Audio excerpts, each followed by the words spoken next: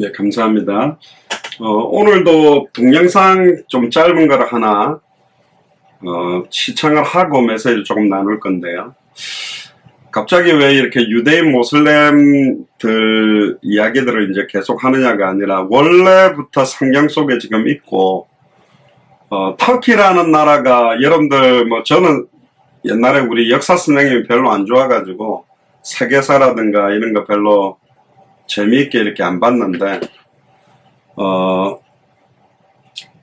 오스만 제국 쿠르드족이 사실은 한때 거의 몇 세기입니까? 6세기입니까?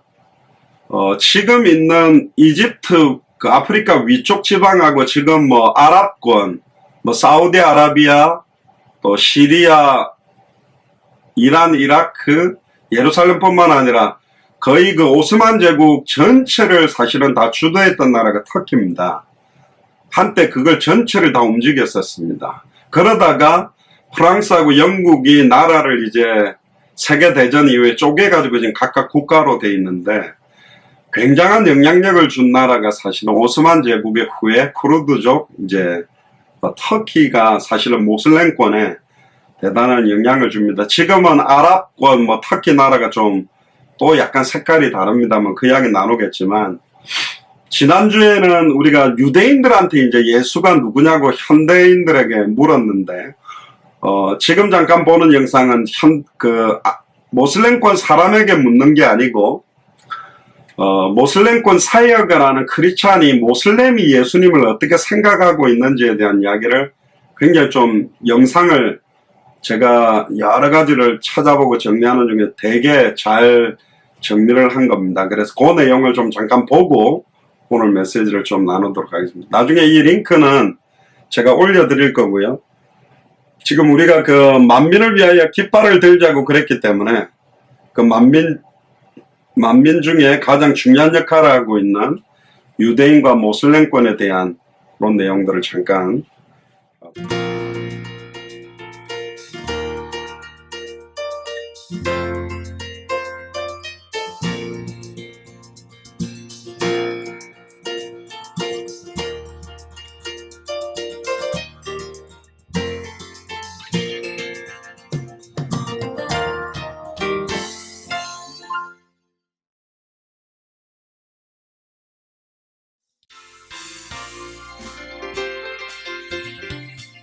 You are to give him the name Jesus because he will save his people from their sins. This is what God revealed to Joseph and Mary before Jesus was born. Now, what's in a name, and why should his name be Yeshua or Jesus? And what do Muslims know about him? Thanks for tuning in today. I'm Samia Johnson. Every time we meet, we learn about what Muslims believe so that we can bring them the message of Christ in a way that resonates with their worldview. Today, we will learn whether Muslims believe in Jesus, who he is to them, and how they react when they hear his name. Now, who is Jesus Christ to you? That's the question we took out to the streets. Let's watch.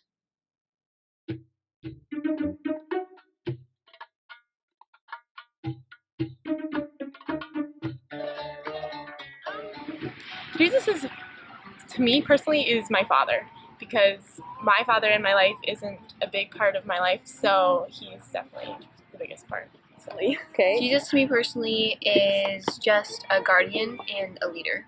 Jesus is my only hope. Jesus is my friend, and Jesus is the only thing I have to get me through the day. He is my Savior and Lord, and so my life is centered on him. Every true Christ follower believes that Jesus Christ is the Son of God. He is the Word of God who became man. He died to carry our sins and rose again on the third day, conquering death to give whoever believes in him eternal life. Sadly, believing in absolute truth is becoming more and more unacceptable in so many religions, people groups, and even countries. But if there were no absolute one true message from God to humanity, it means that God changes his message and cannot be trusted. God knows that humans will make up different beliefs and elevate certain prophets to serve their own interests. That's why he confirmed in his word that there is one God and one mediator between God and mankind, the man Christ Jesus, who gave himself as a ransom for all people. This has now been witnessed to at the proper time. You may be surprised to know that Muslims acknowledge Jesus. They know him as Isa. He is mentioned in over 28 passages in the Quran. He's also addressed with revered titles such as Ibn Maryam, or the son of Mary, and the Prophet Isa alayhi salam, which means Isa, peace be on him. No one knows exactly why Muhammad and the Quran call Jesus Isa. It could be from hearing the word Isos, or the Arab Christians calling Jesus Yeshua. Some historians suggest that Muhammad chose some letters from the word Yeshua and came up with Isa. Regardless of the source, Isa is the word used by Muslims to refer to Jesus. Now, there are two Islamic sources for Isa, the Prophet. The Quran gives a history of his life, what he said and what he did, while the Hadith collections establish his place in the Muslim understanding of the future.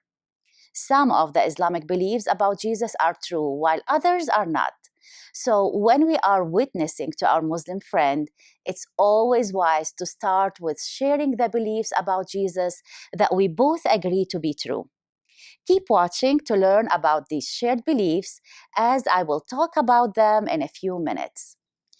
Conversely, there are 5 main differences between the true historical Jesus of the Bible and Isa of the Quran. Most Muslims are aware of these differences, and they disregard what the Bible says until the grace of God captures their hearts. Let's watch this overview of the 5 main differences.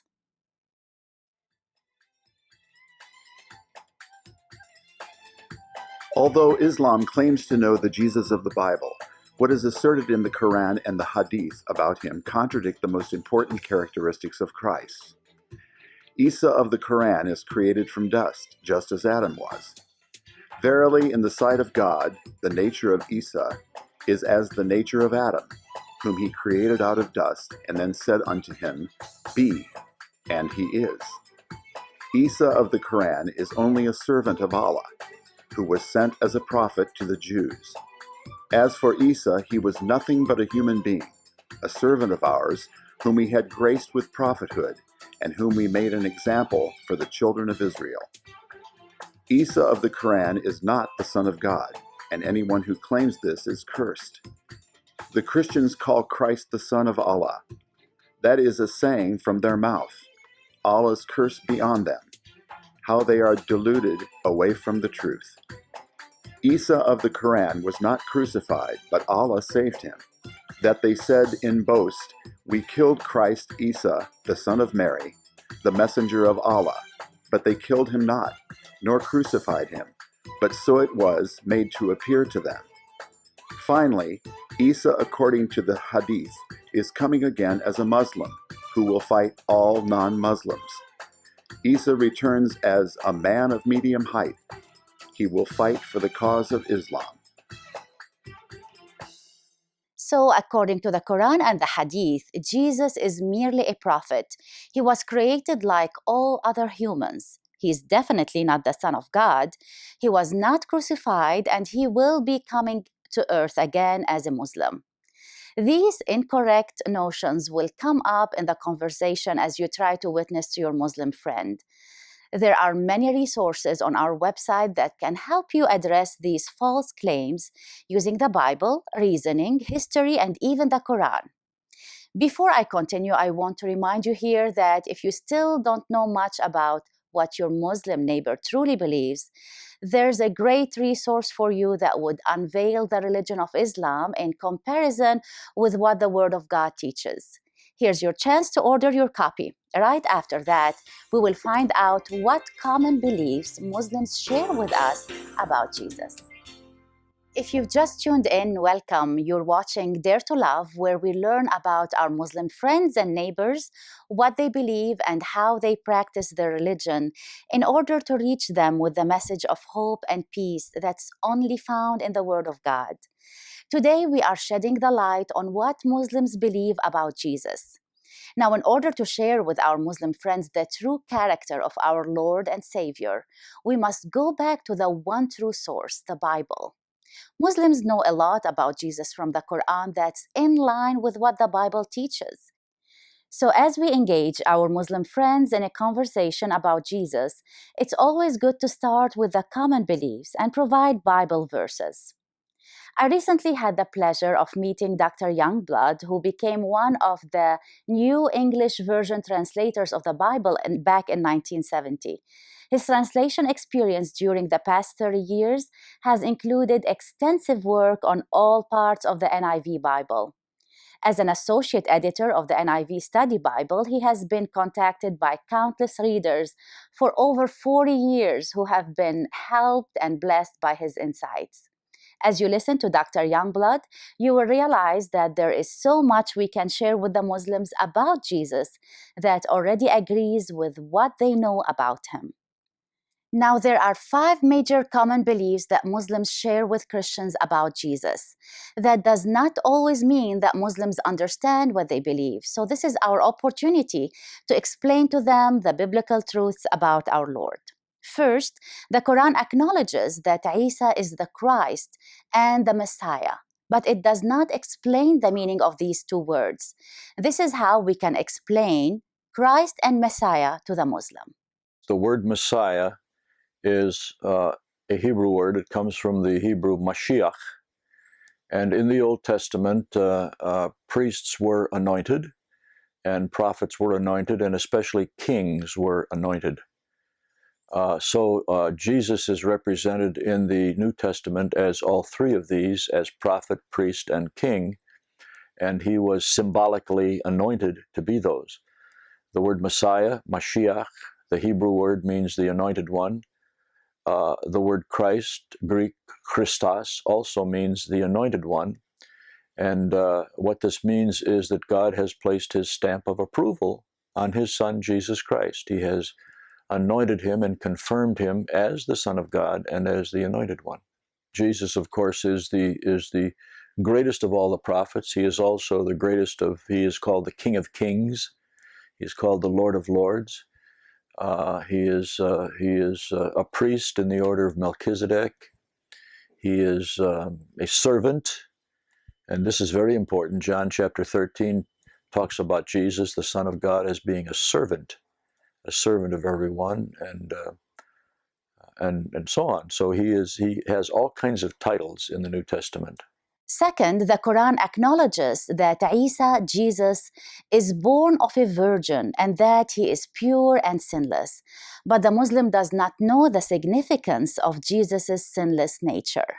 It's wonderful that the Quran agrees that he was born of a virgin, as both Matthew and Luke point out each in his own way, and that he was sinless. He was tempted in all points as we are, says the New Testament in the book of Hebrews.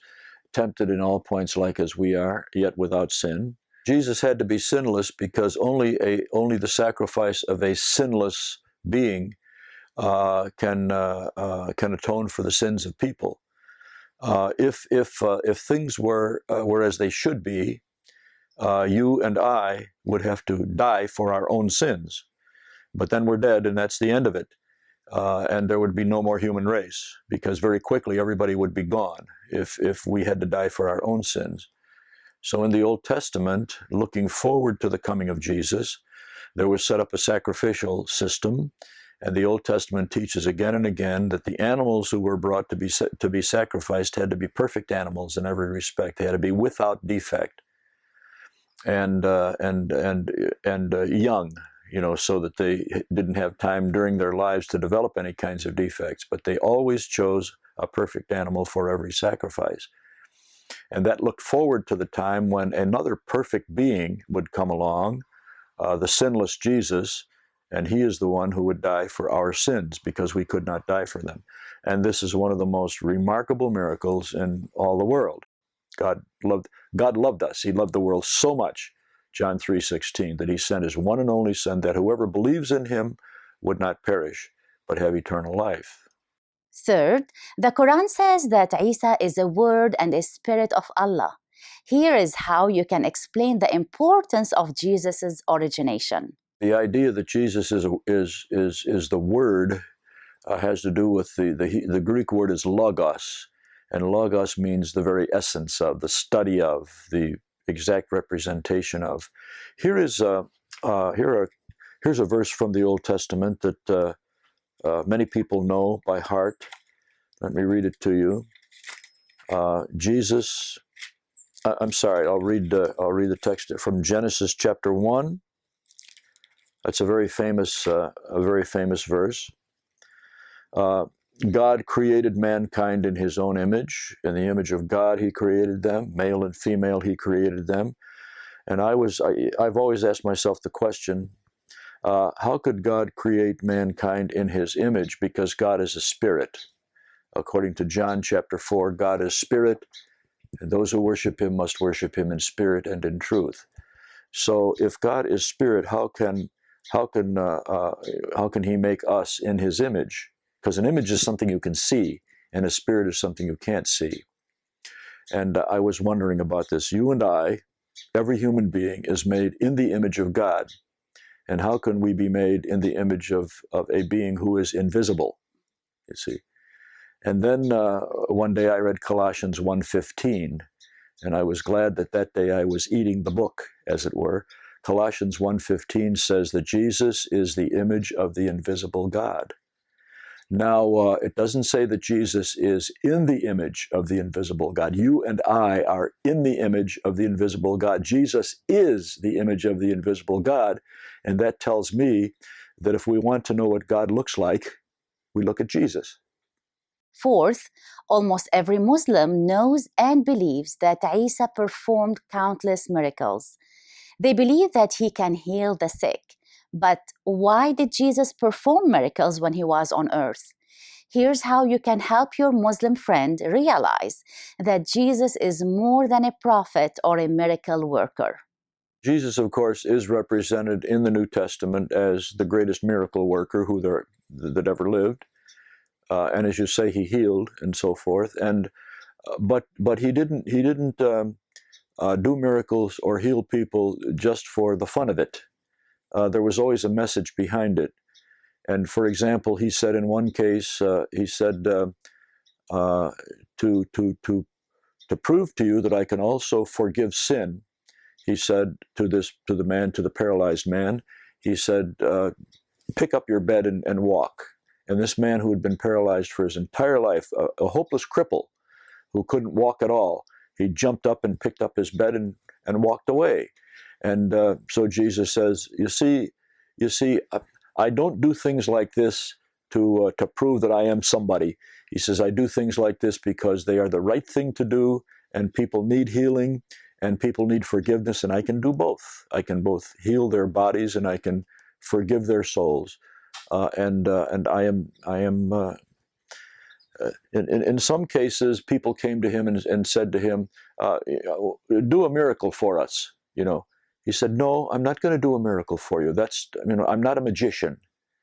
I perform miracles, but I do so as I am led to do so, and not because I'm a stage performer. And my real task is to ask people to confess their sins and to believe in me." And Paul says, of course, in Romans chapter 10, 9 and 10, if you confess with your mouth that Jesus is Lord and believe in your heart that God has raised him from the dead, you will be saved. That's all it takes, to confess with your mouth that Jesus is Lord of your life and to believe in your heart that God raised him from the dead. That's it. As Paul says in Acts 16:31, believe in the Lord Jesus Christ and you will be saved, and so will your household. Fifth, Muslims believe Isa is still alive and he is the one who will come back again to judge the world. And though there's a vast discrepancy in the details, you can still use these facts to draw your Muslim friend to learn what the Bible teaches on this. The Gospel of Luke and the book of Acts were written by the same person. So Luke starts out the book of Acts by saying, "In my former book, I wrote about all that Jesus began to do and teach until the day he was taken up to heaven, after giving instructions through the Holy Spirit to the apostles he had chosen." And now, Jesus has now risen from the dead, and his disciples are with him. And in Acts 1:7, he said to them, "It is not for you to know the times or dates the Father has sent by his own authority, but you will receive power when the Holy Spirit comes on you, and you will be my witnesses in Jerusalem and in all Judea and Samaria and to the ends of the earth." And the ends of the earth means everywhere. Throughout the earth, people are to pay attention to what Jesus is saying through his disciples. Then it says in Acts chapter 1, verse 9, after he said this, he was taken up before their very eyes, and a cloud hid them from their sight. So they saw him there, and when he arose, they saw him, and he was taken up from their sight. They were looking intently up into the sky as he was going. Can you imagine that? Here they're looking up, and Jesus is going up into the air. They were looking intently up into the sky as he was going, when suddenly 2 men dressed in white came. Angels dressed in white came and stood beside them. "Men of Galilee," they said, "why do you stand here looking into the sky? This same Jesus," same one, not somebody different, this same Jesus who has been taken from you into heaven will come back in the same way you have seen him go into heaven. So Luke, who tells the story of Jesus and his gospel, now tells the story of the acts of Jesus' followers in the book of Acts, and he talks about the book of Luke as his former book, and now he is talking about what will take place from this point on. And then, to put the capstone on this, the very last verse, or the very last chapter of the book of Revelation says this, and Jesus is speaking in Revelation chapter 22, verse 7. He says, "Look, I am coming soon." And then in verse 12, he says, Revelation 22, the last chapter in the Bible, he says, "I am coming soon," again in verse 12. And then he says this. He testifies to these things in Revelation 22:20. It's Jesus. "He who testifies to these things says, 'Yes, I am coming soon.'"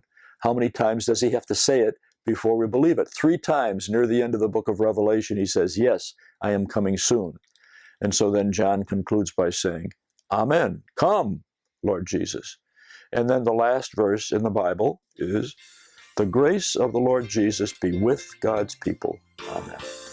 예, 여기까지만 보겠습니다. 나중에 제가 링크를 올려드리겠습니다.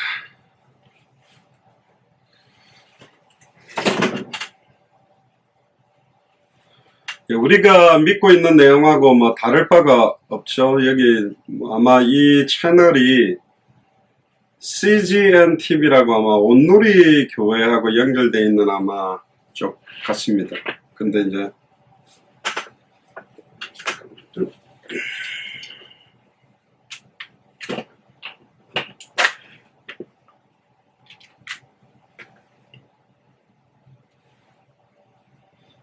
잭을 좀 꽂고 시작하겠습니다.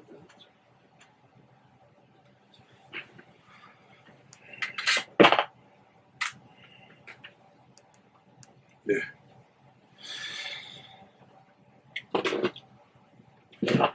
그 모슬렘에서 주장하고 있는 예수님을 이사라고 표현을 하고 있다는데, 물론 코란에 근거하는 부분 가지고 대화에서 메시지가 되겠나는데, 이제 모슬렘권들하고의 이야기 접촉점 부분에 대한 이야기들을 하는 내용인데요.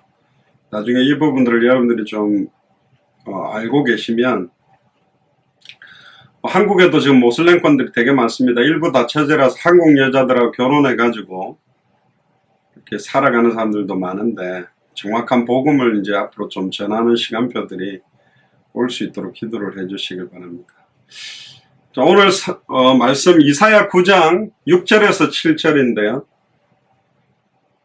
제가 봉독을 바로 시작하겠습니다.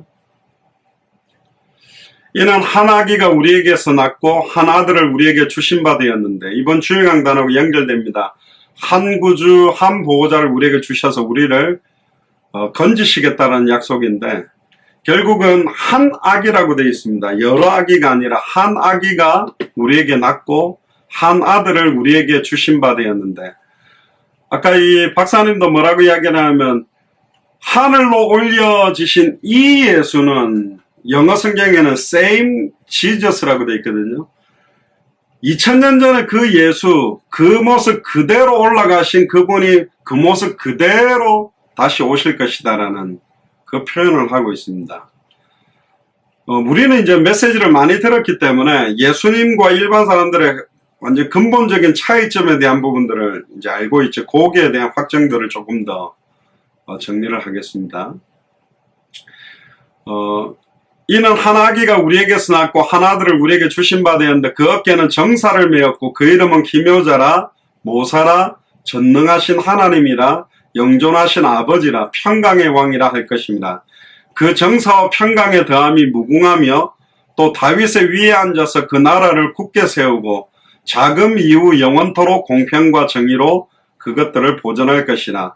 만군의 여호와의 열심히 이를 이루시리라. 아멘. 우리가 열심히 한다고 되는 게 아니고 만군의 여호와의 열심히 이 일을 이루신다고 기록되어 있습니다. 그러면 예수님만 이 땅에 오셔서 사도행전 4장 12절에 천하의 구원 얻을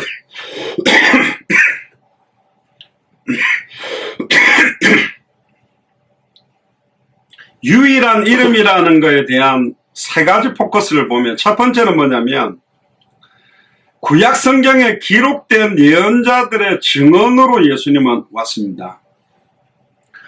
모하메드가 올 거라고 성경에 어떤 책에 수천 년 전에 그가 태어날 거라고 예언해 놓은 책은 없어요. 셰익스피어가 이 땅에 올 거라고, 셰익스피어에 대한 무슨 석가모니가 이 땅에 올 거에 대한 수천 년 전에 그 사람에 대한 명시적인 글이 있냐? 없어요. 예수님은 수천 년 전에, 최소 가장 작게 해도 4000년 전에 그가 어떻게 어디서 탄생하고 어떻게 죽고 어떻게 부활하고 그가 탄생하고 그의 사역들의 모든 한 걸음 한 걸음들이 수십 명의 예언자들에 의해서 구약 성경에 기록을 해서 예언한, 고린도전서 15장 3절 4절에 성경대로 태어나고 성경대로 죽고 성경대로 부활하고 성경대로 승천하고 성경대로 성령으로 임하고 성경대로 지금도 역사합니다. 그렇게 기록된 분은 지구상 어떤 종교, 아무리 별의별 걸 만들어도 그렇게 해서 오신 분은 단 한 사람도 없다라는 거죠. 그러니까 구약 성경에 약 300가지가 넘는 예수님이 어떻게 올지에 대한 자세한 부분들이 되어 있습니다. 나폴레옹이 올 거다, 징기스칸이 올 거라고 어디서 누가 어떤 식으로 예언을 해놓은 책이 어디 있습니까? 없다라는 겁니다. 구약 성경을 기록했던 사람들 약 한 25명 정도의 성경 기록자들이 명백하게 예수님이 그리스도 메시아로 오실 것을 기록해 놓은 겁니다. 그 대표적인 성경 구절이 창세기 3장 15절에 여자의 후손이라는 단어입니다. 이 여자의 후손이라는 단어가, 아까 모슬렘도 이 여자의 후손 동정녀 탄생을 믿는다는데, 그러니까 이상한 겁니다. 무슨 심판주로도 온다고는 믿는데 예수님은 하나님이 아니다, 하나님의 아들이 아니다, 하나님의 아들로 믿으면 저주받는다. 그러니까 그리스도가 무슨 말인지, 메시아가 무슨 말인지를 모슬렘권은 모르는 거예요. 여자의 후손으로 온다라는 것 자체가 사실은 모든 인간, 사도행전 4장 12절에 천하의 구원 얻을 다른 이름이 없음을, 요한복음 14장 6절에 나로 말미암지 않거나 아버지께로 올 자가 없음을 명백하게 하는 증거 중에 증거입니다. 여자의 후손이라는 단어 속에 내포된 거는 뭐냐면 동정녀 몸에 하나님의 영 성령으로 잉태돼서 태어나는 분이 있다는 겁니다. 왜 그렇게 그럼 말도 안 되게 남자의 씨가 아니라 성령으로 동정녀 몸에 잉태된다라는 의미가 뭐냐? 죄 없는 사람의 몸을 입고 오셔야 된다는 겁니다. 죄가 없다는 것도 인정하죠. 그럼 지구상에 딱 한 명이에요. 죄 없는, 그러니까 모하메드의 아버지 어머니가 있다니까. 사카모니도 아버지 어머니가 있어요. 그 아버지 어머니의 씨가 만나서 다 태어났어요. 그 증거로 물론 모하메드가 승천했다고 주장하지만 그거는 자기들의 주장이고, 그 증거로 사실은 모든 사람이 다 죽게 되는 겁니다. 그 사망 권세를 깨뜨리고 부활한 분도 딱 한 분밖에 없어요. 예수님이 죽었던 사람을 소생시키는 능력이 있었지만 다시 살아났던 야이로의 딸이라든가 나사로라든가 죽었다가 살아났던 사람들은 다시 다 죽었습니다. 그건 부활이 아니에요. 부활이라는 말은 썩지 않는 몸, 부활체를 입고 있다는 거예요. 예수님이 첫 번째 부활로 그 몸을 입고 계시고 심판 때에 우리 모두 다 부활체를 입게 됩니다. 그래서 우리는 천국에서 주님과 함께 정말로 참된 눈물도 없고 고통도 없는 그곳에서 하나님을 찬양하고 예배하게 될 것이고, 지옥에서는, 불구덩이에서는 사탄과 마귀와 귀신을 추종했던 모든 불신자들이, 종교인들, 우상숭배자들이 거기서는 아이고 너무 고통스러우면 죽어버리면 되지. 아닙니다. 거기서는 다시 죽는 게 없어요. 영원한 고통 속에 살게 된다는 겁니다. 창세기 3장 15절에 여자의 후손이라는 단어 속에는 참된 선지자다, 즉 하나님과 인간 사이의 중보자가 될 수 있는 100% 하나님, 100% 사람의 몸을 입고 온다는 의미가 여자의 후손 속에 계시되어 있는 거고요. 뱀의 머리를 박살낸다는 말은 사탄 문제를 해결한다는 말이고, 발꿈치가 뱀의 후손이 여자의 후손의 발꿈치를 상하게 된다라는 말 자체는 십자가의 대속의 죽음에 대한 부분들이 완전히 농축되어 있습니다. 창세기 3장 15절은 딱 한 사람을 이야기하고 있는 겁니다. 누구죠? 예수 그리스도입니다. 창세기로부터 말라기까지 계속 예수 그리스도에 대한 모든 예언들이, 특히 이사야 7장 14절에 보면 보라 처녀가 잉태하여 아들을 낳으리니 그 이름을 임마누엘이라 하리라. 결국은 처녀라는 단어는 어떤 의미를 강조하기 위해서 처녀라는 단어가 사용됐느냐? 결국은 요셉의 씨가 아니라는 거예요. 사람의 씨가 아니라는 거예요. 성령으로 잉태됐다. 신학적으로 인카네이션이라 그러는데 하나님이 사람의 몸을 입고 이 땅에 왔다라는 의미가 이 안에 녹아져 있습니다. 하나님이 사람의 몸을 입고 오신 분, 지금 모하메드가 더 참된 선지자냐, 예수님이 더 참된 선지자냐, 모슬렘에서는 모하메드다 그러는데, 모하메드는 사람의 아들이고 예수 그리스도는 하나님이 사람의 몸을 입고 이 땅에 오신 분이라니까. 창세기 49장 10절에 보면 홀이 유다를 떠나지 아니하며, 미가서 5장 2절에도 보면 베들레헴 에브라다야 너는 유다 족속 중에 작을지라도 이스라엘을 다스릴 자가 내게서 나올 것이다. 그러니까 아브라함과 다윗의 자손으로, 유다 자손으로 오시는 분이 누구냐? 그러니까 모하메드는 유다 자손이 아닙니다. 베들레헴에서 태어나지도 않았습니다. 성경에 기록된 그대로 구약 성경, 모슬렘권도 구약 성경의 대다수를 인정하거든요. 이게 누구냐는 거죠. 두 번째입니다. 구약 성경에 기록된 수많은 예언자들이 예수님을 수천 년 전에 어디서 어떻게 태어날까 예언한 것처럼, 두 번째는 신약 성경에 기록된 모든 사도들의 등언을 보면 왜 그 유대교에 있었던 수많은 사도들이 유대교를 떨어져 나와서 초대교회가 시작되게 됐는가? 그들에게 사실은 오순절 마가의 집 다락방의 성령 충만함으로 인해 구약 성경에 계시던 그 메시아, 그 그리스도가 바로 예수라는 것을 성경 그대로 구약 성경의 성취를 확인하고 구약의 성취가 완성된 것을 기록한 사람들이 사실은 사도들입니다. 그리고 세 번째는 직접 말씀이 육신을 입고 오신 예수님의 증언을 들어봐도 사실은 예수님이 그 메시아요, 그 그리스도다. 그러니까 예수님은 한 걸음 한 걸음, 한 말씀 한 말씀, 기적 하나하나가 자기의 뜻대로 한 적이 단 한 번도 없습니다. 구약 성경을 완벽하게 이루기 위해 오셨고 완벽하게 성경을 성취시키고 십자가에서 다 이뤘다고 선언하고 죽으셨다가 부활하셨고 부활하셔서 승천하셨다가 지금도 성령으로 영접한 자 속에 계시고 다 반드시 부활체를 입고 계시는 그 예수님이 다시 심판주로 오실 겁니다. 예수님은 그럼 왜 이 땅에 오셨냐? 마가복음 1장 38절 39절 보면 이르시되 우리가 다른 가까운 마을들로 가자. 거기서도 전도하리니 내가 이를 위하여 왔노라 하고, 전도는 전도사들이나 목사들이 하는 게 아니고 예수님의 이 땅에 오신 목적이 전도 때문에 왔습니다.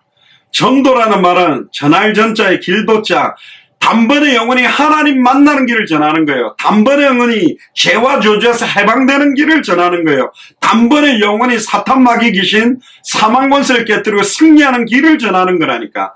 그러니까 예수님을 참 선지자로, 예수님을 참 제사장으로, 예수님을 참된 왕으로 전하는 겁니다. 아까 그 박사님이 선지자, 제사장, 왕 그 세 가지를 합한 이름이었던 메시아 그렇게 했는데, 더 정확하게 말하면 선지자, 제사장, 왕 세 명이 뭉친다고 해서 그리스도가 되는 게 아니고, 참된 선지자와 선지자가 뭐가 다른가? 참된 제사장과 제사장이 뭐가 다른가? 참된 왕과 일반 왕이 뭐가 다른가를 구분할 수 있어야 정확한 복음을 아는 겁니다. 일반 구약의 선지자들은 일시적으로 하나님 만나는 길을 선포하고 다 죽었지만, 예수님은 직접 말씀이 육신을 입고 와서 자기 몸을 찢어버리고 시성소와 성소를 막고 있는 휘장을 위에서부터 아래로 완전히 찢으사 이제는 누구든지 주의 이름 부르면 하나님 만나도록, 마음으로 믿어 이해되고 입으로 신하여 구원에 이르도록 단번에 영원히 하나님을 만나서 그 말씀이 우리 속에 들어오게 하는 참된 선지자가 바로 예수님이다. 구약의 제사장들은 정결한 짐승의 피를 가지고 반복적인 죄를 해결했습니다. 가장 많은 기간 죄를 용서시킬 수 있는 기간이 딱 1년입니다.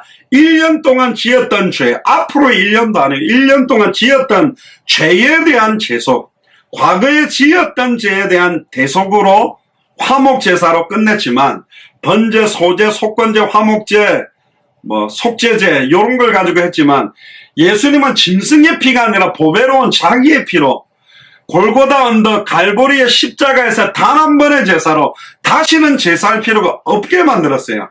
과거, 현재, 미래의 모든 죄에 대한 구속을 생명의 성령의 법이 예수 그리스도 안에 있는 자는 결코 정죄함이 없나니 생명의 성령의 법이 죄와 사망의 법에서 너를 단번에 영원히 온전히 한 제물로 해방시켜버리는 참제사장, 이런 제사장은 없다니까요. 그리고 참된 왕, 구약의 수많은 왕들이 다윗이 골리앗도 이기고 용맹했지만 만만이란, 사울 왕은 천천히요, 다윗은 만만이란 소리를 들었지만 사탄을 이길 수는 없다. 사망 권세를 깨뜨리고 승리하고 부활하는 왕은 아니었습니다. 다윗도 죽었다니까요. 다 죽었다니까요. 예수님은 사망 권세를 깨뜨리고 하나님이란 증거로 부활 승천하셔서 지금 우리 속에 계시고 지금도 우주 만물을 발 아래 두시고 완벽하게 통치하고 계시며 그 육체를 입고 다시 오실 거라는 거. 언제 오십니까? 마태복음 24장 14절에 이 천국 복음이 모든 민족에게 증언되기 위하여 온 세상에 전파되리니 그제야 끝이 온다. 예수님이 이렇게 말씀했죠. 요한복음 6장에 보면 39절부터 나를 보내신 이의 뜻을, 예수님이 왜 왔냐? 나를 보내신 이의 뜻을 행하려 함이라. 나를 보내신 이의 뜻은 내게 주신 자 중에 내가 하나도 잃어버리지 아니하고 마지막 날에 다시 살리는 이것이다. 내게 주신 자. 그러니까 한 아버지와 아들의 소원대로 계시를 받는 자, 선한 목자의 음성을 듣는 자, 그들이 예수님께 주신 자, 내게 주신 자 중에 하나도 잃어버리지 아니하고 마지막 날에 다시 살리기 위해서 오셨다. 그리고 요한복음 6장 40절은 내 아버지의 뜻은 아들을 보고 믿는 자마다 영생을 얻는 이것이다. 예수님을 보고 그리스도로 믿어야 돼요. 다 예수 그리스도를 믿지. 보통 통역자들이 범하는 우가 뭐냐? 그러니까 예수님을 그리스도로 믿는, 그냥 예수 그리스도 그렇게 번역하면 절대로 다릅니다. 예수님은 이름입니다. 자기 백성을 저희지에서 구원할 자. 그러니까 예수님의 직분이 뭐냐? 그리스도예요. 예수님이 만약에 대통령이라면, 예수님이 만약에 변호사라면, 예수님이 만약에 의사라면, 예수님이 만약에 운동선수라면 그가 할 수 있는 일의 역량과 목적이 그 직분에 들어있거든요. 예수님이 그리스도로 오셨습니다. 그러니까 이 땅에 그리스도는 유일하게 딱 한 분입니다. 딱 한 아기를 우리에게 주셨다. 한 구원자, 한 보호자만이 인간의 모든 문제를 끝내버릴 수 있는 분이죠. 요한복음 3장 16절에 하나님이 세상을 이처럼 사랑하사 아들을 주셨으니 안 하고 독생자를 주셨으니. 그러니까 독생자입니다. 유일한 딱 한 분이라니까요. 네 씨로 말미암아 천하 만민이 복을 얻을 것이다. 그 씨라는 단어는 단수입니다. 딱 한 명을 말하는 겁니다. 이는 저를 믿는 자마다, 저희들을 믿는 자가 아니요, 저를 믿는 자마다 멸망치 않고 영생을 얻게 하려 합니다. 하나님이 그 아들을 세상에 보내신 것은 세상을 심판하려 하심이 아니요 저로 말미암아 세상이 구원을 받게 하려 하심이라. 저를 믿는 자는 심판을 받지 아니하는 것이요, 중요하게 나옵니다. 믿지 아니하는 자는 하나님의 독생자의 이름을 믿지 아니하므로, 이 구절 하나만 가지고도 하나님의 독생자의 이름을 믿지 아니하므로 벌써 심판을 받는 겁니다. 딱 하나님의 독생자 딱 한 명이요. 그리고 이제 다음에 또 알라와 여호와, 야훼는 다릅니다. 이 모슬림이 말하는 알라시는 여호와가 아니요. 완전히 이게 또 섞였어요. 완전히 이방 종교가, 고대 근동에 있던 종교가 섞인 개념의 신을 가지고 이야기한다니까요. 그러니까 모슬렘은 아예 뒤에 나와가지고 이게 믹서되어 버린 겁니다. 그러니까 하나님의 독생자의 이름, 독생자라는 분, 한 구주, 한 보호자, 한 아기가 우리에게 났다. 이게 굉장히 중요한 겁니다. 그래서 오늘 본문의 이사야 9장 6절 9절에 보면, 6절부터 7절에 보면 기묘자다, 모사다, 전능하신 하나님이다, 영존하시는 아버지다, 평강의 왕이다, 이렇게 됩니다. 예수님에 대해서 이야기할 때 7가지 신비에 대한 이야기를 하거든요. 그게 뭐냐면, 첫 번째는 뭐냐? 탄생 자체가 신비입니다. 그러니까 신비하다란 말은 이상하다는 의미가 아니라 놀라운 역사라는 거예요. 이 탄생 자체가. 아까도 말씀드렸습니다. 누가복음 1장 27절에 보면 다윗의 자손 요셉이라는 사람과 정혼한 처녀에게 이르니 그 처녀 이름 마리아라. 그에게 들어가 가로되 은혜를 받은 자여 평안할지어다. 주께서 너와 함께 하신다 하니 처녀가 그 말을 듣고 놀라 이런 인사가 어찌함인고 생각하며 천사가 일러 가로되 마리아여 무서워 말라. 네가 하나님께 은혜를 얻었느니라. 보라, 네가 수태하여 아들을 낳으리니 그 이름을 예수라 하라. 제가 큰 자가 되고 지극히 높으신 이의 아들이라 일컬을 것이요 주 하나님께서 그 조상 다윗의 위를 저에게 주시리니 영원히 야곱의 집에 왕노릇 할 것이며 그 나라가 무궁하니라. 마리아가 천사에게 가로되 나는 사내를 알지 못하니 어찌 이런 일이 있을까?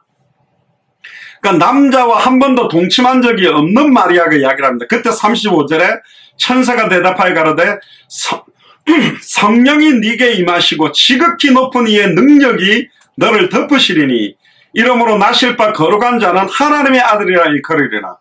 보라, 내 친족 엘리사벳도 늙어서 아들을 배었느니라. 본래 수태하지 못한다 하던 이가 이미 6달이 되었느니라. 대저 하나님의 모든 말씀은 능치 못함이 없느니라. 할렐루야. 대저 하나님의 모든 말씀은 능치 못하심이 없다. 그때 38절에 마리아가 그 유명한 대답을 합니다. 마리아가 가로되 주여 계집종이오니 말씀대로 내게 이루어지이다 하며 천사가 떠나가니라. 말씀대로 내게 이루어 주시옵소서. 마리아에게는 이 믿음이 있었습니다. 그 말씀이 내게 이루어지기를 원합니다. 사도 바울도 풍랑 가운데 나는 내게 말씀하신 그대로 되리라고 나의 하나님을 믿노라. 여러분들 이 성경 자체의 권위, 성경 자체의 어마어마한 능력이 그 안에 있습니다. 이거는 사람들이 66권을 확정했고 가톨릭은 70권을 정하고 모슬렘은 코란을 더하고 했는데 왜 성경 66권이 그 자체가 하나님의 능력과 권위가 있는지가 계속 드러나야만 그들에게 해당한다 결론을 줄 수 있는 거지. 첫 번째는 찬생 자체가 신비고 두 번째는 삶 자체가 신비입니다. 베드로전서 2장 22절에 보면 예수님은 저는 죄를 범치 아니하시며 그 입에 괴사가 없으시다. 모든 일에 우리와 한결같이 시험을 받는 자로서 죄는 없다. 약 33년 정도를 사셨는데 죄를 절대로 짓지 않았어요. 선하게 살아가는 것과 전혀 죄가 없이 살았다라는 것 자체가 말이 안 되는 겁니다. 로마서 3장 10절에 기록된 바 의인은 없나니 하나도 없으며 깨닫는 자가 없고 하나님을 찾는 자도 없고 다 치우쳐 한 가지로 무익하게 되고 선을 행하는 자는 없나니 하나도 없다. 지구상에 선을 행하는 자는 단 한 명도 없다라고 증거하고 있습니다. 의인은 없나니 한 명도 없어요. 저희 목구멍은 열린 무덤이요 그 혀로는 속임을 베풀며 그 입술에는 독사의 독이 있고 얼마나 사람들이 그 입술을 갖고 사람 죽이는 걸 잘합니까? 정치권이나 교회 안이나 밖이나 많은 사람들이 어쩔 수 없어요. 그 입술에는 전부 독사의 독이 있고 그 입에는 저주와 악독이 가득하고 그 발은 피를 흘리는데 빠른지라 파멸과 고생이 그 길에 있어 평강의 길을 알지 못하였고 저희 눈앞에 하나님을 두려워함이 없느니라 한가 같으니라. 우리가 알거니와 물은 율법이 말하는 바 율법 아래 있는 자들에게 말하는 것이니 이는 모든 입을 막고 온 세상으로 하나님의 심판 안에 있게 하려 합니다. 모든 입을 막았다는 말은 율법을 주신 목적은 너희 중에 과연 율법을 완벽하게 지켰다 할 사람이 있냐? 바리새인 사두개인 서기관들이 와가지고 예수님에게 나는 율법을 완벽하게 지켰다. 근데 예수님이 뭐라고 이야기합니까? 그래? 성경에 보면 모세가 살인하지 말라고 그랬는데 형제가 형제를 미워한 것은 이미 살인한 거다.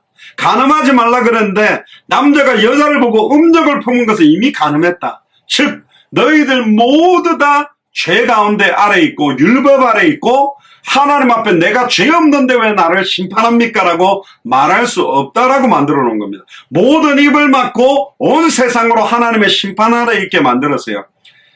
그래서 로마 3장 20절에 그러므로 율법의 행위로 그 앞에 의롭다 하심을 얻을 육체가 없다. 하나도 없습니다. 율법으로는 죄를 깨달습니다. 이제 율법 외에 하나님의 한 의가 나타났다. 한 가지. 그래서 Jesus is the Christ. 왜 더라는 말을 들어갔냐? 유일한 길입니다. 유일한 그리스도입니다. 딱 하나입니다. 율법 외에 하나님의 한 의가 나타났으니 율법과 선지자들에게 증거를 받은 것이라. 22절에 곧 예수 그리스도를 믿음으로, 우리로 말하면 예수를 그리스도로 믿음으로 말미암아 모든 믿는 자에게 미치는 하나님의 의인이 차별이 없다. 모든 사람이 죄를 범하였음에 모든 사람입니다. For all이라고 되어 있는데 모든 인간은 죄인이기 때문에 하나님의 영광에 이를 수가 없다. 그래서 하나님이 직접 사람의 몸을 입고 오신 겁니다. 24절에 그리스도 예수 안에 있는 구속으로 말미암아 하나님의 은혜로 값없이 의롭다 하심을 얻은 자 되었느니라. 이 예수를 하나님이 그의 피로 인하여 믿음으로 말미암는 화목제물로 세우셨으니 이는 하나님께서 길이 참으시는 중에 전에 지은 죄를 간과하심으로 자기의 의로우심을 나타내려 함이라. 곧 이때에 자기의 의로우심을 나타내사 자기도 의로우시며 또한 예수 믿는 자를 의롭다 하려 하심이니 그런즉 자랑할 때가 어디 있냐? 있을 수가 없느니라. 무슨 법으로냐? 행위로이냐? 아니라 믿음의 법으로니라. 그러므로 사람이 의롭다 하심을 얻는 것은 율법의 행위에 있지 아니하고 믿음으로 되는 줄을 우리가 인정한다. 할렐루야. 탄생 자체가 신비요 예수님의 삶 자체가 사실은 신비라는 겁니다. 세 번째는 죽음이 신비예요. 그냥 죽은 게 아닙니다. 모든 인류의 죄를 짊어지고 죽은 겁니다. 그게 어떻게 있을 수 있냐? 이사야 53절에 그가 찔림은 우리의 허물이 나며 그가 상함은 우리의 죄악을 인함이라. 그가 징계를 받음으로 우리가 평안을 누리고 그가 채찍에 맞음으로 우리가 나음을 입었다. 영혼과 생각과 마음과 육신의 모든 고통들을 왜 예수님이 장성한 30대의 몸을 입고 하늘로부터 나팔 소리와 함께 천사들과 함께 흰말을 타고 왜 오지 않았는가? 왜 예수님이 마리아 동정녀 마리암 몸에 10달 동안 있으면서 30년 동안 우리와 똑같은 삶을 하시다가 3년 6개월 정도 공생애를 사셨는가? 우리가 뱃속에서부터 어릴 때 자라면서 당했던 모든 영적, 정신적, 마음적, 육신적 모든 감정적인 것들을 다 이해하고 다 체험하고 다 우리의 모든 것들을 예수님께서 수용하고 받아들였다는 거예요. 그러니까 예수님은 우리의 인간의 나약함도 아십니다. 예수님도 피곤하시기도 하고 예수님도 우시기도 하고 예수님도 배고픔도 아신다니까. 그건 놀랍죠. 히브리서 9장 12절에 염소와 송아지의 피로 아니하고 오직 자기의 피로 영원한 속죄를 이루사 단번에 성소에 들어가셨느니라. 염소와 항소의 피와 및 암송아지의 죄로 부정한 자에게 뿌려 그 육체를 정결케 하여 거룩케 하거든. 하물며 성령으로 말미암아 흠없는 자기를 하나님께 드린 그리스도의 피가 어찌 너희 양심으로 죽은 행실에서 깨끗하게 하고 살아계신 하나님을 섬기게 못하겠느냐. 유대인들은 대속이라는 것은 짐승의 피로만 대속이 되지 사람의 피를 가지고 대속되지 않는다라고 하는 이야기는 뭐냐? 맞습니다. 왜냐? 로마서 3장 10절, 로마서 3장 23절에 의인은 없나니 하나도 없기 때문에, 로마서 3장 23절에 모든 사람이 죄를 지었기 때문에, 죄 없는 인간이 없기 때문에 사람의 피가 죄를 대속할 수 없다라는 결론을 갖고 있는 게 맞지요. 그래서 여자의 옷은 하나님이 사람의 몸을 입고 오셨기 때문에 100% 하나님이고 100% 사람이며 100% 죄 없는 예수님이기 때문에 그 피가 죄를 속할 수 있는 겁니다. 그 피를 볼 때에 우리의 모든 저주재앙이 넘어가는 겁니다. 할렐루야. 요한복음 19장 30절에 내가 다 이루었다. 구약 성경에 예언된 모든 것들을 완벽하게 이루시고 죽으신 겁니다. 특히 로마서 5장 6절에 보면 우리가 아직 연약하여 기약대로 그리스도께서 경건치 않은 자를 위하여 죽으셨도다. 의인을 위하여 죽는 자가 쉽지 않죠. 선인을 위하여 용감히 죽는 자는 혹이 있습니다. 그런데 철저한 죄인을 위해서 그 사람을 살리기 위해 죽는 자는 없어요. 완전히 추악하고 더러운 우리를 살리기 위해, 나를 살리기 위해 예수님이 모든 것을, 사람이 친구를 위하여 목숨을 버리면 이보다 더 큰 사랑이 없다. 예수님은 심지어 우리를 피조물, 바람에 나는 기업 면지도 안 되는 우리를 아들 삼아주시면서 친구라고까지 하고, 너는 내 아들, 우리를 하나님의 아들과 딸로 삼아주셨다니까요. 그건 충격적인 거죠. 예수님의 죽음도 신비요. 네 번째, 부활 자체가 신비입니다. 어떻게 부활할 수 있습니까? 요한복음 11장 23절에 보면 예수께서 가라사대 나사로에게 네 오라비가 다시 살리라. 마르다가 가로되 마지막 날 부활 때는 내가 다시 살 줄 아나이다. 교리적인 믿음이요. 그건 지식적인 거라니까. 그때 25절에 예수께서 가라사대 나는 부활이요. 나는 생명이니 나를 믿는 자는 죽어도 살겠고 무릇 살아서 나를 믿는 자는 영원히 죽지 아니하리니 이것을 네가 믿느냐?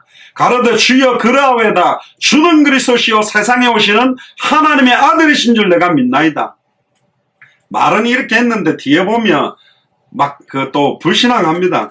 고백은 잘했어요. 예수님은 부활입니다. 제가 장례식장에서 몇 번 다른 메시지 안 하고 이 이야기를 했습니다. 나는 부활이요 생명이니. 예수님은 부활입니다. 우리에게는 부활의 산 소망이 있기 때문에 이 땅에서 살다가 주와 복음을 위해 살아가고 죽어도 두려워하지 않는 겁니다. 2000년 전에 초대교회 성도들이 그 유대인들의 핍박시험 환란을 이겨낸 것도 산 소망, 부활의 소망이 있기 때문에 지금 유대인들과 모슬렘권들도 수많은 크리스찬들을 죽이겠지만 결국은 우리는 순교할 수 있는 게 뭐냐? 부활의 산 소망이 있기 때문에 그 예수 그리스도의 부활의 신비가 예수 부활이 나의 부활되고 예수 그리스도의 그 능력이 우리의 능력이 되기 때문에 그렇습니다. 다섯 번째는 승천의 신비입니다. 하나님께서 엘리야의 승천을 통해 예수님의 승천 자체를 또 계시해 놓으셨는데 승천이 왜 중요합니까? 죽었다가 부활했다라는 말은 십자가가 완전하다라는 거의 증거가 부활이에요. 부활은 예수님이 진짜 하나님의 아들이 맞다라는 증거라니까. 승천했다라는 말은 뭐래요? 예수님이 만주의 주요, 만왕의 왕이요, 우주 만물을 통치하시는 보좌에 계신 분이라는 겁니다. 예수님 부활했다라는 말은 하늘 보좌 전체를 주장하고 있다는 겁니다. 하나님의 절대 주권 안에 하나님의 허락 없이 진행되는 일은 단 하나도 없다. 빌립보서 2장 9절에 그러므로 하나님이 그를 지극히 높이시는 이유는 뭐냐? 죽기까지 복종하셨어요. 하나님의 말씀에 절대로 자기의 생각과 뜻대로 하지 아니하고 기록된 말씀의 성취와 말씀 그대로 성경대로 죽고 예수님이 성경대로 뺨맞고 성경대로 침뱉음 당하고 성경대로 옷이 벗겨지고 성경대로 죽고 성경대로 부활하고 성경대로 부활승천했다니까. 그럼 이 성경의 기록의 목적이 뭐냐? 요한복음 20장 31절에 오직 이것을 기록하면 너희로 예수께서 하나님의 아들 그리스도이심을 믿게 하려 하며 또 너희로 믿고 그 이름을 힘입어 생명을 얻게 하려 합니다. 그 이름을 힘입어야만 영원한 생명을 얻을 수 있습니다. 이게 66권의 핵심 중의 핵심이고 구약 39권의 주제가 뭐냐? 오실 메시아. 모세 오경은 제사장에 대한 포커스요. 열왕기상하, 역대상하, 역사서는 왕직의 시편은 왕들에 대한 이야기들입니다. 다윗과 솔로몬의 이야기들이 시편, 잠언, 전도서 전부 왕들에 대한 이야기죠. 그리고는 대선지서, 소선지서는 선지자들 이야기입니다. 구약 성경 39권의 핵심 주제가 세 가지입니다. 선지자, 제사장, 왕. 그러나 구약이 말하려고 하는 주제는 뭐냐? 수많은 선지자들 가지고 안 됐다. 수많은 제사장, 왕으로는 되지 않는다. 사람이 선지자, 제사장, 왕이 되어놓으니까 전부 거짓된 예언을 하고 거짓된 제사를 드리고 거짓된 통치를 했으니 참된 선지자, 참된 제사장, 참된 왕이 와야만 사탄 문제, 제 문제, 하나님과 단절된 문제를 끝낼 수 있다. 그 하나님의 해결책 이름이 메시아다. 누구냐? 하나기가 올 거다.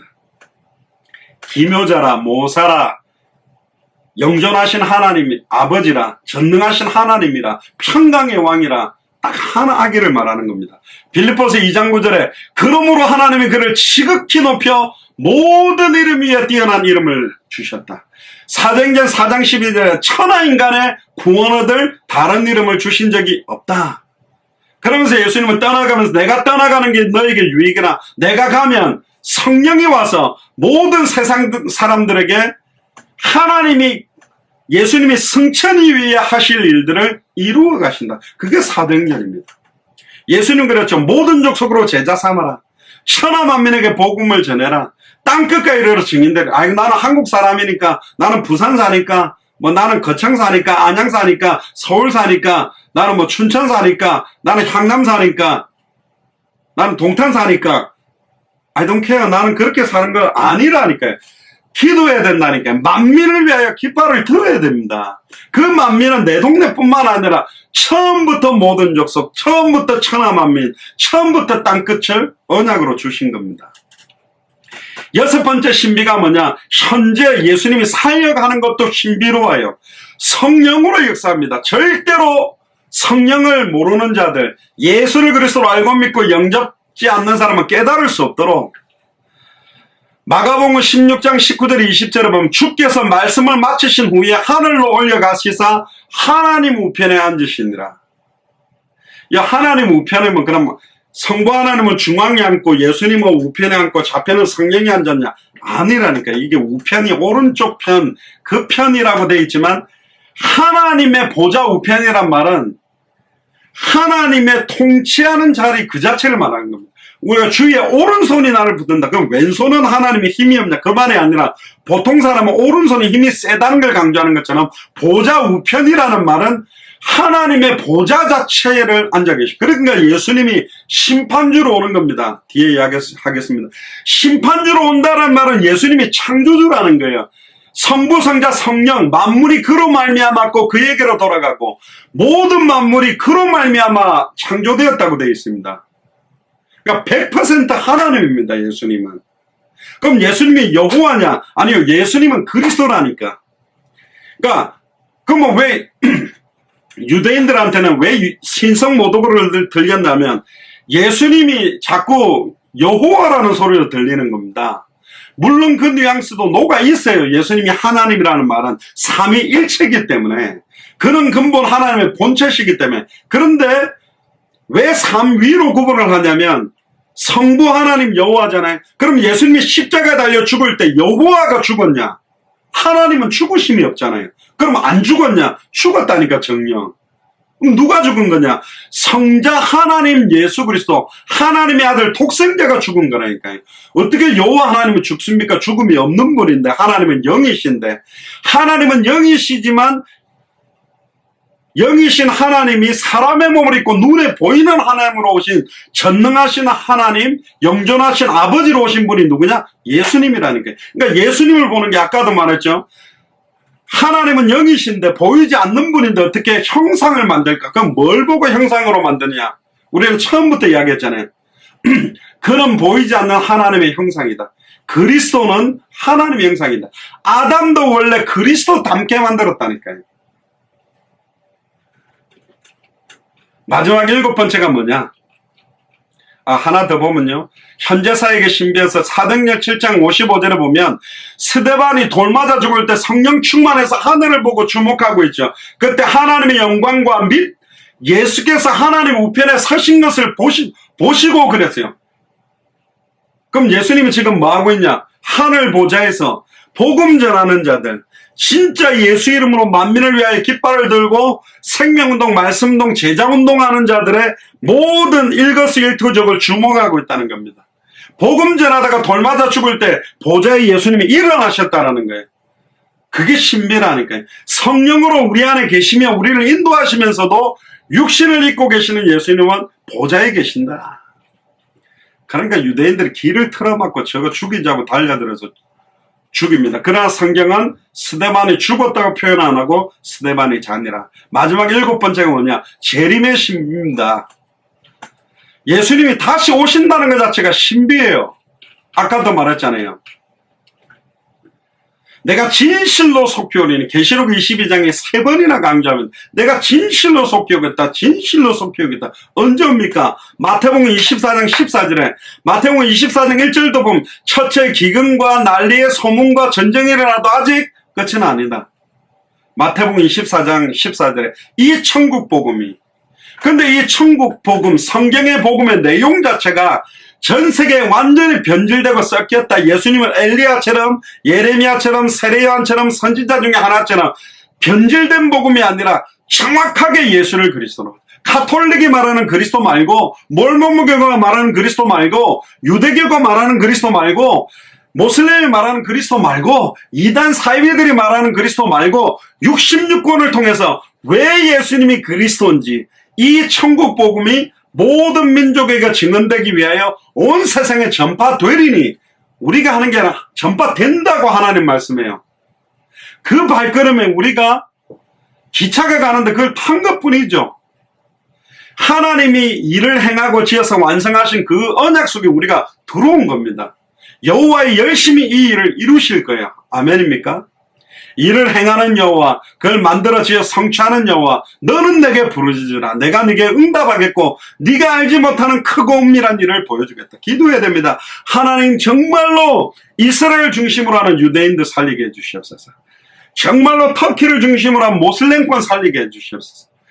아까도 서론을 말씀드렸습니다마는 약 6세기인가 8세기인가 잘 모르겠는데요, 터키 오스만 제국 쿠르드족이 아예 지금 현재의 아프리카 위쪽과 사우디아라비아, 이란, 이라크, 시리아 그 일대 전체를 다 이 터키 민족들이 다 주장했던 때가 있었다니까. 오스만 제국이 어마어마했습니다. 근데 지금 영국과 프랑스가 전부 이 그 나라들을 다 분리시켜 놓으면서 지금 구분이 됐는데요. 그게 종교로 구분이 된 겁니다. 가톨릭이냐 기독교냐 모슬렘은 믿냐, 그걸로 지금 막 뚝뚝뚝 끊어져 있지만 곳곳마다 하나님은 그 나라를 살리기 위해서 예비된 제자들을 준비해놨다.